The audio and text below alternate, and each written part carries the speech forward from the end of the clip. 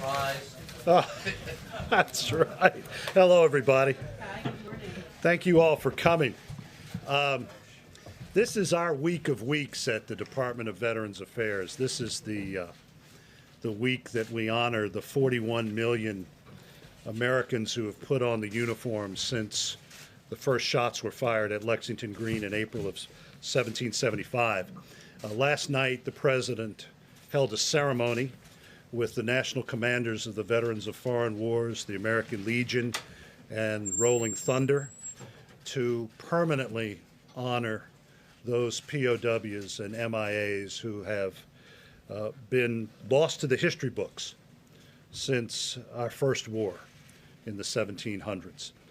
He ordered the flying of the POW and MIA flag at all federal departments and agencies. And that was an important first step on this Veterans Day, 101 years after the end of the Great War. And the President will be following that up with his attendance at the New York City Veterans Day Parade, the first president to attend America's largest parade on Monday. I am here to talk a little bit about the state of our VA. It is my honor to have been the secretary now for a year and 3 months. As General Mattis used to say, I was born in khaki diapers, so this is the world that I grew up in.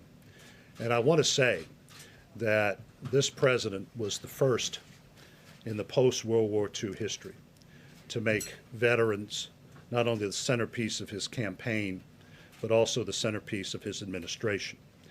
And he has made true to his commitments by authorizing us to present to the Congress the largest budget in the history of this department, $220 billion, calling for 400,000 employees. We have, in the last year, achieved the highest patient satisfaction rates in VA's history, sitting somewhere at about 89.7%. The annals of the American Medical Association and the annals of internal medicine have said just in the last year that VA's health care is as good or better than any in the private sector, and our wait times are more than comparable with the private sector.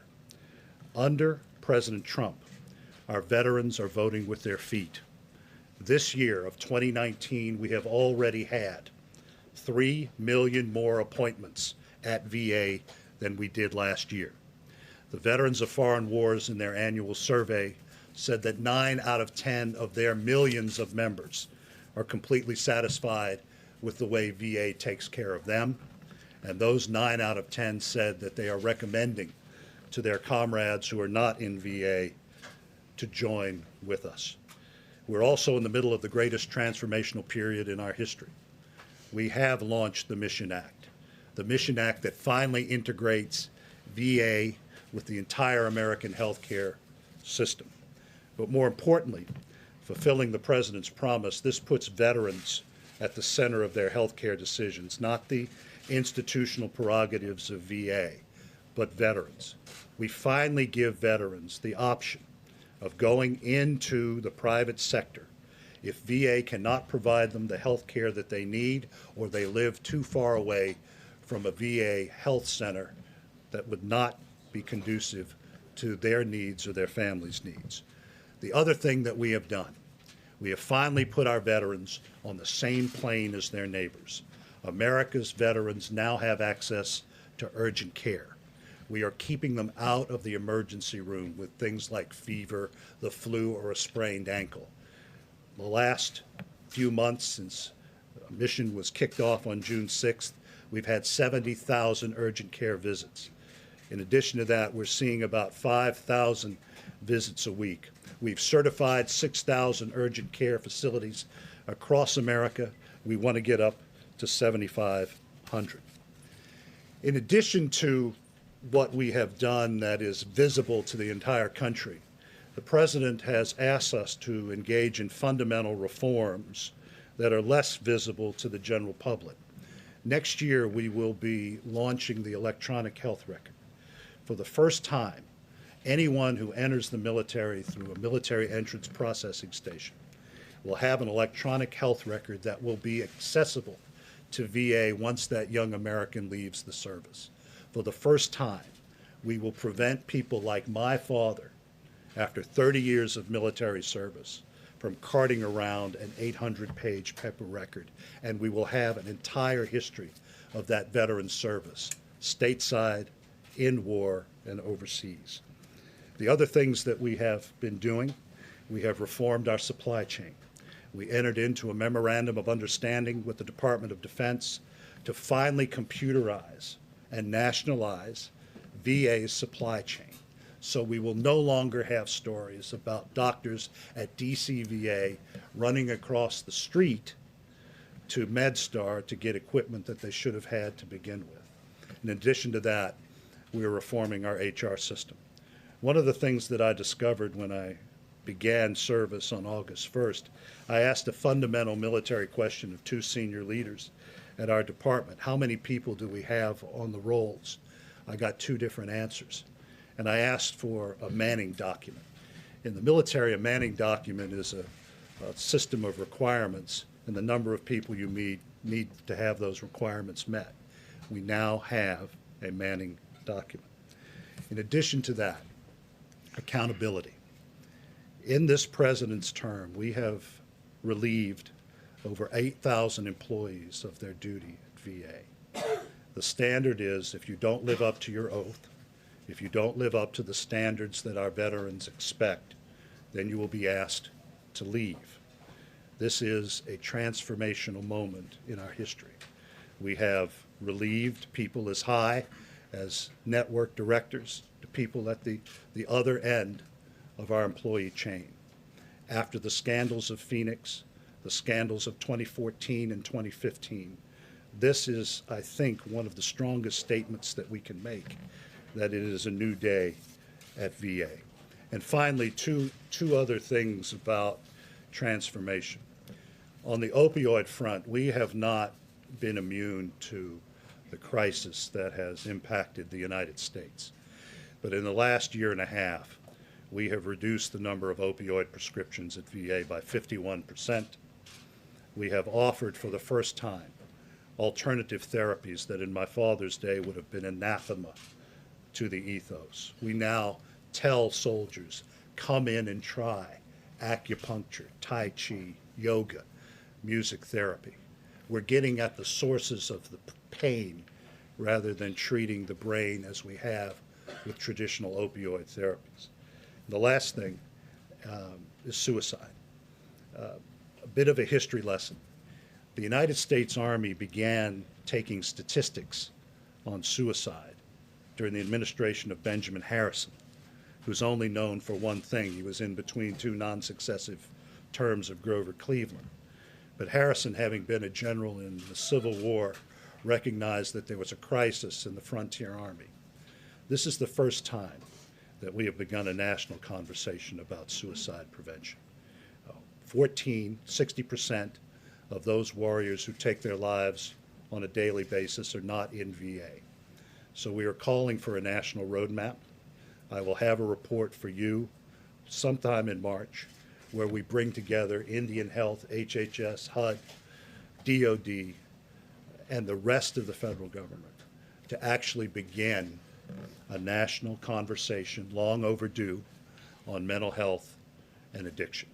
So I will conclude by saying that we have never had a president who has given this much attention and this much effort to those who have borne the battle. And it is my honor to be part of their team, and I will stop. Yes, sir. Mr. Secretary, can you address, I recently spoke with the veterans in Florida, Maryland, Virginia, D.C., Kentucky. They say the wait times are still horrendous at the VA hospitals and that the claims that you make have not actually taken place.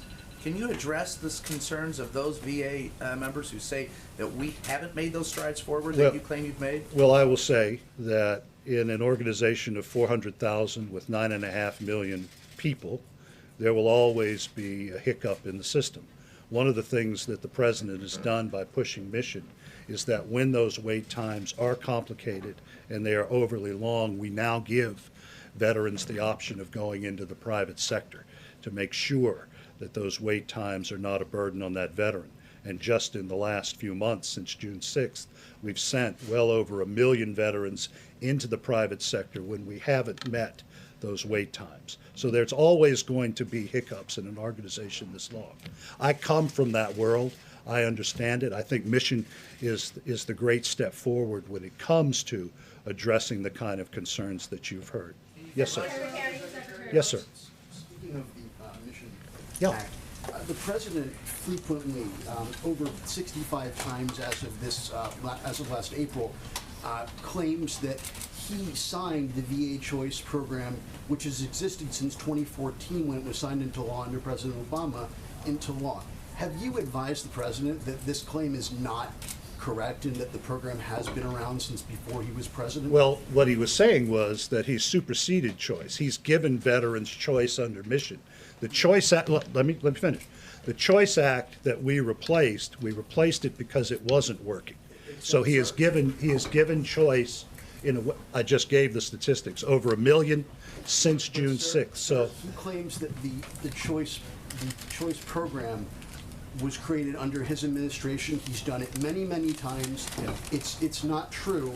Whether the Mission Act did update and improve that program, as you said, yes. But the program existed since 2014, and I'm asking if you've advised the president that to claim that VA Choice was created during his administration is not true. I only go by what the president has done in the 1 year and 3 months that I have been secretary.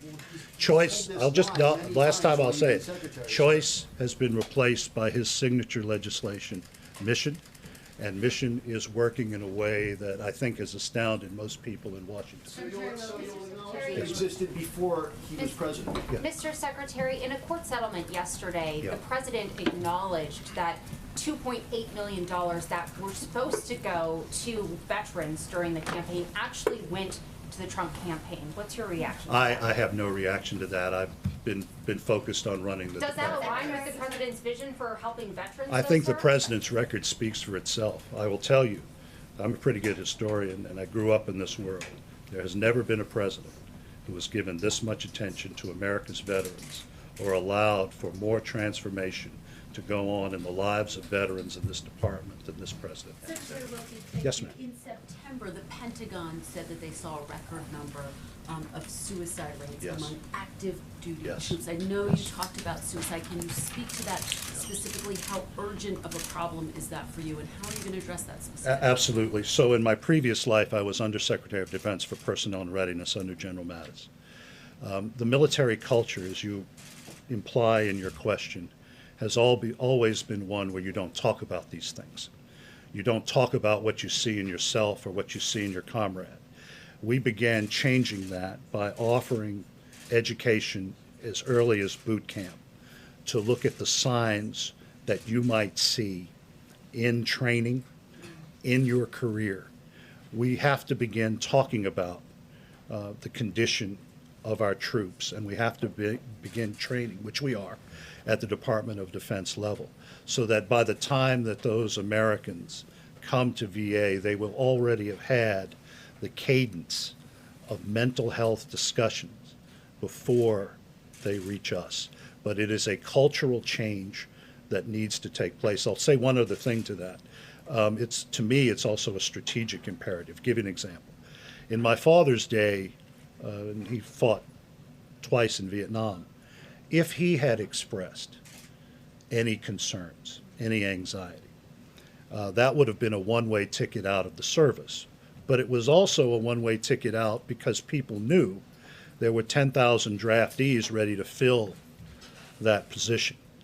We don't have that luxury now with the all-volunteer force. We have to do a better job, and I think we are, of taking care of our warriors when they enter the service. And that report that you said Yeah. is coming out, what is the timeline for that? It should How be much in March.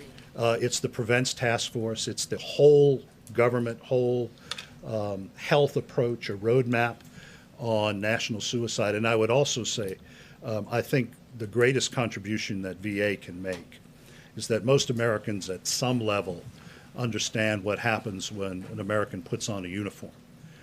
We are seeing suicide levels spike across the country. New York Times just reported on a 56% increase in teen suicides. It's teen suicides, the largest cause of death among teenage Americans. The New York City Police Department is having a crisis. I think we can offer a way forward. And last thing, what I hope to see out of this, other than that medical roadmap, is that we open the aperture when it comes to support for the states and localities and the charities to help us find those veterans that we have not contacted. Yes, ma'am. Mr. Secretary, thank Yeah. you. This week, Senators Ernst and Capito sent you a letter expressing concerns about sexual assault in the VA. Yes. Do you acknowledge that this is an ongoing problem, and what are you doing to fix it? Well, we certainly have been changing the culture. In fact, I addressed the Center for Women's Veterans yesterday. We have extensive training for all of our employees. This is not my grandfather's VA anymore.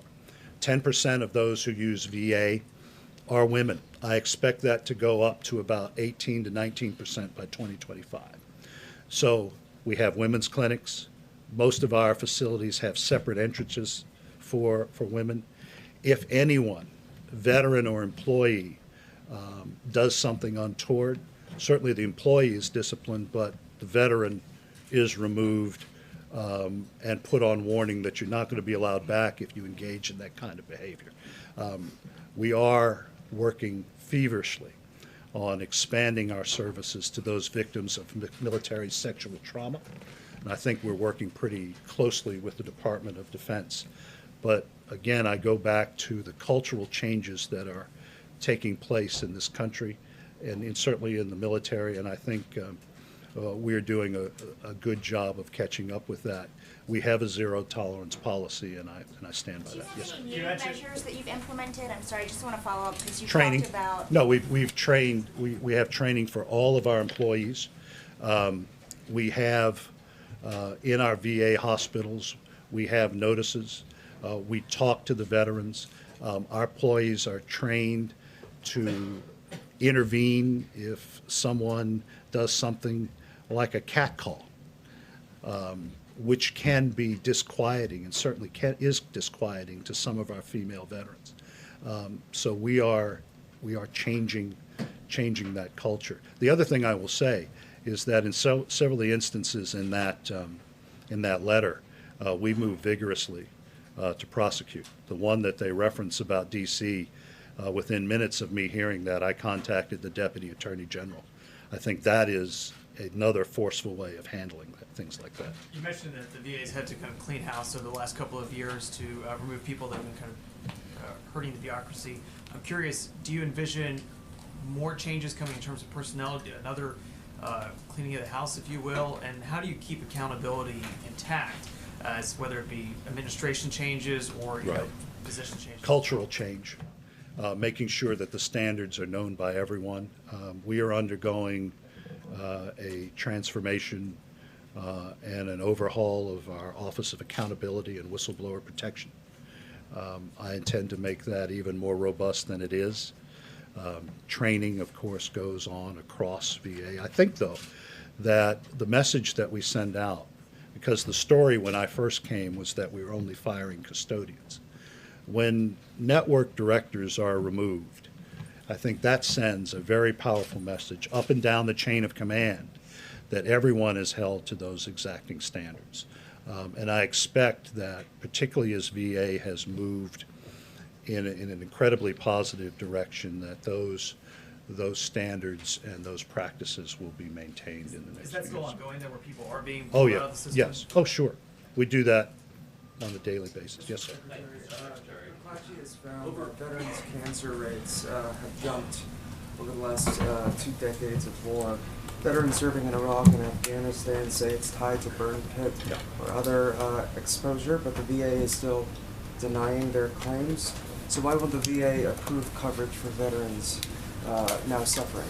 Well, you have to go back and see where our burn pit process is. Right now it's with the Department of Defense. The Department of Defense has responsibility, and I've had conversations with advocates like General Petraeus about this. My pledge is that we don't experience what my father's generation experienced, and that was those decades-long wait after we knew people were exposed to Agent Orange.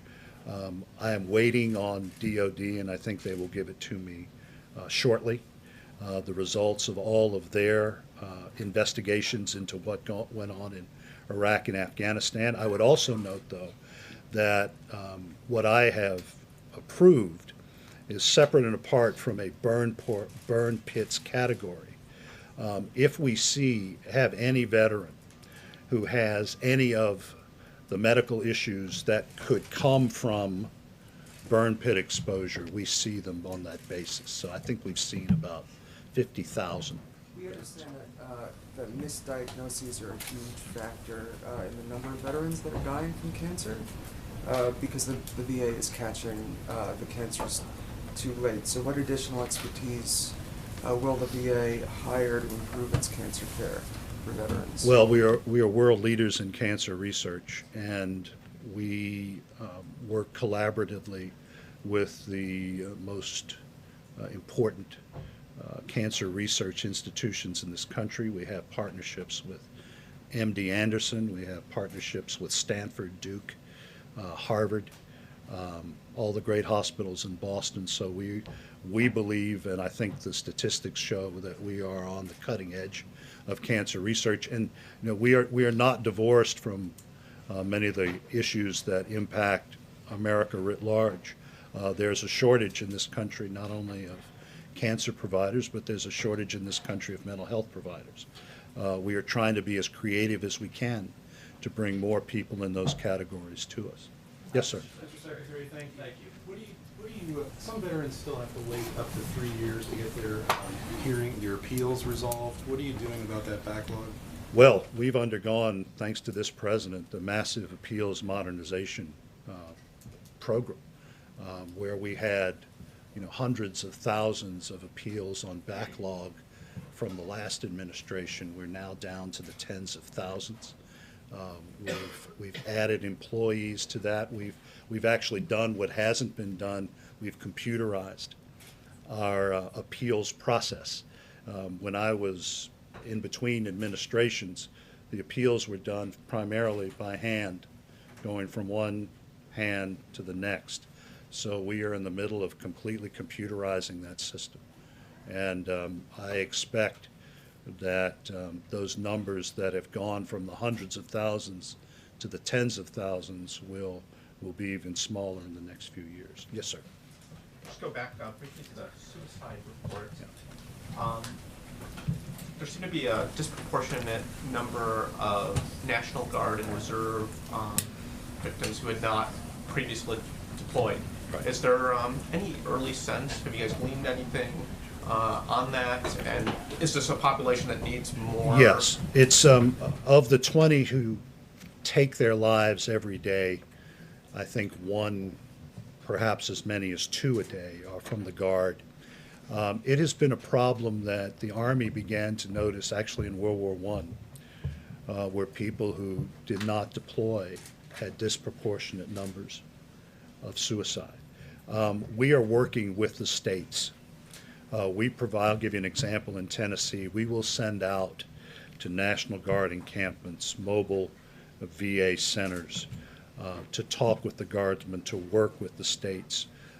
It is a problem particular to those in uniform. And we are looking for as many creative ways as possible. I'm looking at proposed changes that can be made to the law, because most of the time when these tragic things happen, the individual is not in federal status and has not been, and is an employee of the state. But we are aggressively cooperating with the states on that, and you've hit on a very tragic but telling issue. One more. What is your Oh, no, yes. What is your biggest remaining complaint? What? What is the biggest remaining complaint to the VA? Okay, I will. Well, let me take a step back and tell you, as I said at the beginning, I've been blessed in my career. I've worked for Condi Rice, Bob Gates, Jim Mattis, and Don Rumsfeld. This is the most exceptional professional experience I've ever had. I was born in khaki diapers. I didn't expect it, but I will say that it is the most noble mission in the federal government. And I am surrounded by people who have dedicated their lives to veterans. I will tell you what the most frustrating part of the job is.